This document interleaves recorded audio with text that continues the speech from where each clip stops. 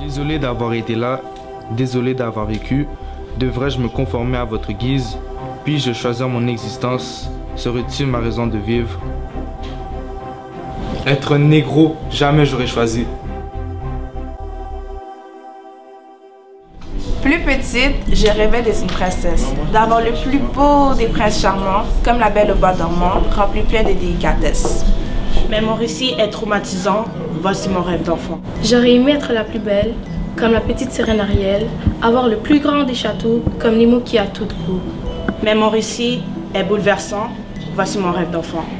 Au plus profond de mon sommeil, je pensais que j'étais Alice au pays des merveilles, tout en pensant à une belle vie, comme le font Ken et Barbie. Mais mon récit est désolant, voici mon rêve d'enfant. J'aurais aimé entendre ma sonnette, sonnée par la fée Clochette, pour qu'elle m'apporte un bouquet de la porte de Bourriquet. Mais mon récit est traumatisant, voici mon rêve d'enfant. Je suis une esclave enfermée dans une cave, fouettée qui travaille. À longueur de journée, une bien longue histoire. J'étais en famille lorsqu'on m'a enlevée, puis on m'a acheté au marché. On m'a exploitée. J'ai appris que mon ami est décédé. J'étais triste et je pensais que moi aussi ça allait bientôt m'arriver. Mais dans mes pensées, je préférais mourir que travailler dans cet enfer. Nos vies ne se résument pas à être en prison ou chauffeur de taxi.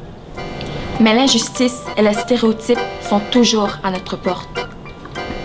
Être noir, ce n'est pas seulement être une couleur, mais c'est surtout une grande force que personne ne peut nous enlever. On ne veut pas de votre sympathie, mais avoir le droit de vivre et d'être compris. L'union fait la force. Tijan, Mohamed et Carlos sommes visés par la société dans laquelle nous vivons. De tout temps, nous sommes rabaissés par les policiers blancs. Les médias évitent d'en parler. Des hommes désarmés et tués devant les yeux de leur famille sont morts pour rien. La vie des ados innocents qu'ils avaient toute la vie devant eux sont arrachés des mains de leur famille. Sont arrachés des mains de leur famille. Être riche, pauvre ou entre les deux ne devrait pas compter à nos yeux. Malheureusement, nous vivons dans une société où être payé vaut plus qu'être aimé.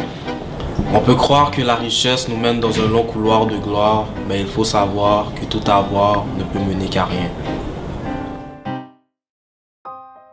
La liberté est essentielle à l'humain.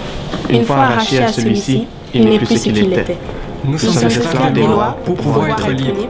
Serons-nous un jour ce qu'est la vraie liberté? Serons-nous un jour ce qu'est la vraie liberté? Saurons-nous un jour ce qu'est la vraie liberté? Saurons-nous un jour ce qu'est la vraie liberté?